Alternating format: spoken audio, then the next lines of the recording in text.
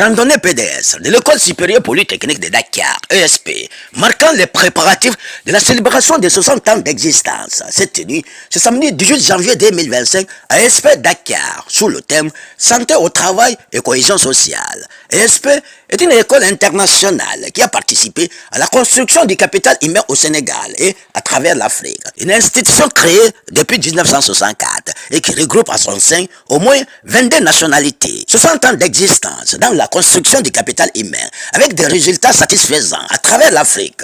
Une occasion pour raffermir les liens de fraternité au sein de la famille ESP. Professeur Falilou Mbaké Samba, directeur de l'ESP, nous a fait honneur de nous faire le point de cette randonnée PDS célébrant les préparatifs des 60 ans d'existence de cette institution et le nouveau paradigme à travers cette interview qu'il nous a accordé. Mbaké Samba, directeur de l'école supérieure polytechnique.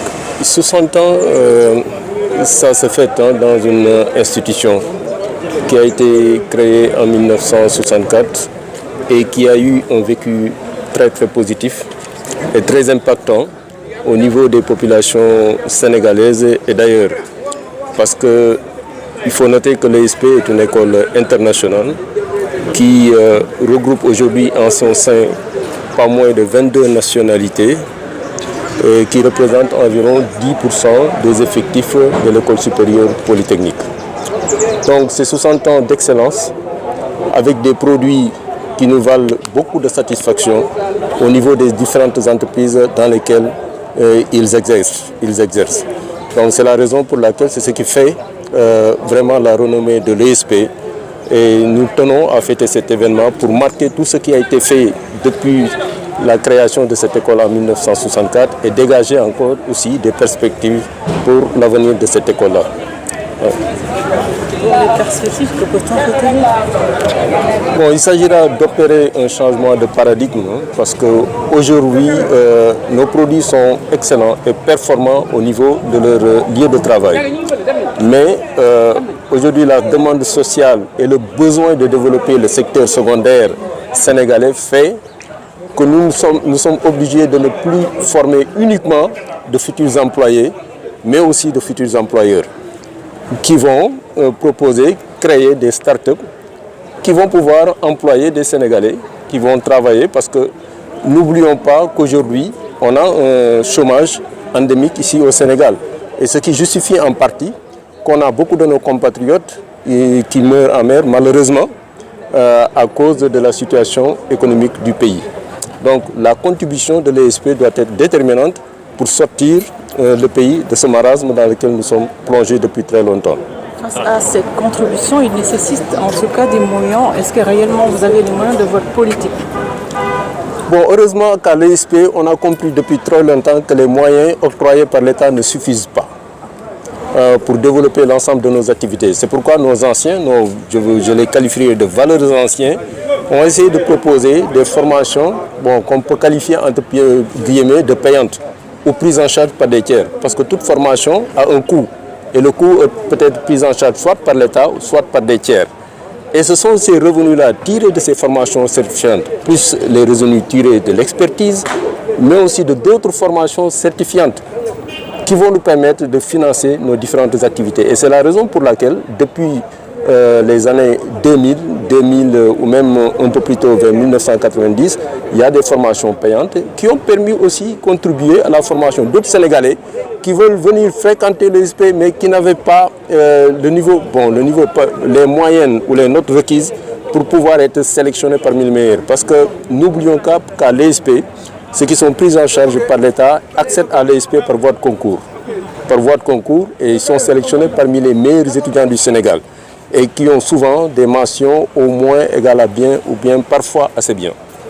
Donc tous les autres qui viennent sont soit pris en charge de façon sociale. Aujourd'hui, on est en train aussi de financer sur le plan social des étudiants qui viennent ici, qui ne peuvent pas payer leur scolarité et que l'ESP prend en charge via des exonérations. Donc voilà comment est configuré l'ESP et nous essayons de faire en sorte que tous les revenus tirés de ces formations certifiantes soient réinvestis dans cette école-là. Et c'est la raison pour laquelle ce sont ces formations-là qui nous permettent de financer en partie la recherche, qui nous permettent aussi de construire sur fonds propres des bâtiments. Aujourd'hui, si vous regardez l'ESP, vous pouvez dénombrer au moins 6 bâtiments qui ont été construits sur fonds propres. 6 bâtiments. Le budget de l'État, la subvention octroyée par l'État représente environ 10% des revenus de l'établissement. Et ce qui nous permet de prendre en charge l'ensemble de nos activités, de développer la recherche, mais aussi de financer les start-up qui vont demain employer des Sénégalais qui vont travailler et qui n'auront plus besoin probablement de sortir et risquer leur vie pour chercher d'autres horizons meilleurs. Alors aujourd'hui, quand vous voulez faire un bilan, est-ce que vous êtes satisfait par rapport à ces 60 ans? Oui, nous sommes satisfaits parce que si vous regardez le cheminement de l'ESP depuis sa création en 1964, c'est qu'au début, moi quand je faisais mes études ici en 1983, il n'y avait que des coopérants français qui étaient là, qui dispensaient les cours. On dénombrait un peu les Sénégalais, ils étaient très peu dans le corps enseignant. Mais aujourd'hui, l'intégralité du corps enseignant est pratiquement africain.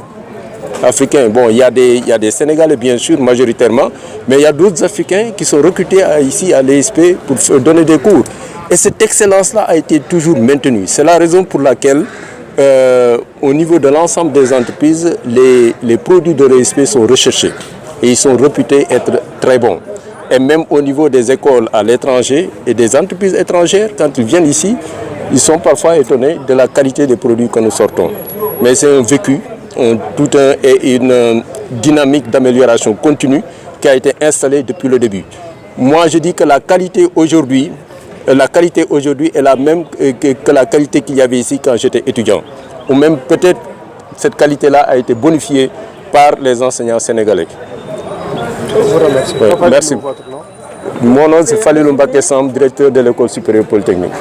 Un dernier mot par rapport au centenaire. Oui, le 60aire de l'ESP, comme je l'ai dit, ce sera l'occasion de tirer le bilan de tout ce qui a été fait durant ces 60 ans, un bilan qui est très très positif et de dégager les perspectives d'avenir. Parce que aujourd'hui, ça bouge énormément au niveau de ce pays-là. Il y a de nouveaux paradigmes, de nouveaux enjeux qui sont créés et l'ESP doit se positionner comme elle l'a toujours fait pour prendre en charge toutes les questions qui lui seront adressées.